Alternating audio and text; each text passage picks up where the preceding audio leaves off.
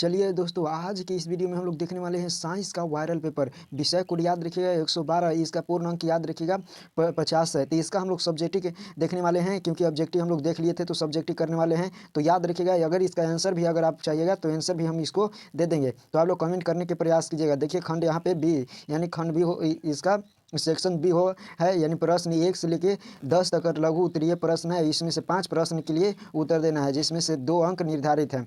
अब देखिए, सबसे पहला क्वेश्चन कहता है, सबसे पहला प्रश्न कहता है कि गोलीय दर्पण से आप के मुख फोकस को परिभाषित करें, यानी गोलीय दर्पण के मुख फोकस की परिभाषित करना है।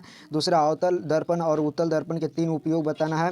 और तीसरा क्या कहता है, तीसरा कहता है कि प्रकाश का अपवर्तन क्या है, इसके नियम को निर्धारित करें। दृष्टि दोष यह कितने प्रकार के होते हैं। ये सारे सब्जेक्टिव क्वेश्चन महत्वपूर्ण है, याद रखिएगा। ये सारे वायरल पेपर है। संतुलित रासायनिक समीकरण, ये निम्नलिखित समीकरण को संतुलित करें। पहले लिखना है संतुलित रासायनिक समीकरण, उसके बाद संतुलित करना है। ठीक है, यहाँ पे समीकरण दे दिया गया है। श्वसन क्रिया की ऊष्माक्षेपी अभिक्रिया क्यों कहा जाता है, तो बताइए इसका राइट आंसर आप लोग लिख लीजिएगा, हाल याद कर लीजिएगा। देखिए, अम्ल का जलीय विलयन क्यों विद्युत का चालक होता है, ये आपको बताना है। मछली, मच्छर, केचुआ और मनुष्य के मुख्य श्वसन अंगों के नाम लिखना है।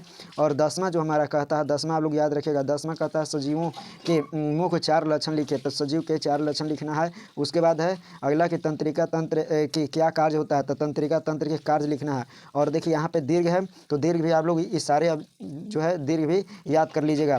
इसका आंसर याद कर लीजिएगा।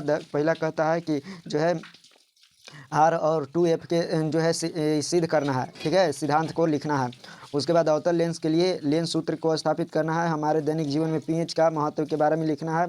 और ऑक्सी एवं अनऑक्सी श्वसन के अंतर में, यानी अनऑक्सी श्वसन की क्रिया विधि को लिखना है। शिरा और धमनी में अंतर लिखना है। तो ये सारे सब्जेक्टिव और दीर्घ दोनों याद कर लीजिएगा। सब्जेक्टिव में लघु और दीर्घ दोनों याद कर लीजिएगा, क्योंकि इसमें बहुत ही महत्वपूर्ण प्रश्न है। ठीक है, बहुत ही महत्वपूर्ण प्रश्न है। तो चलिए हम लोग मिलेंगे अगले सब्जेक्ट के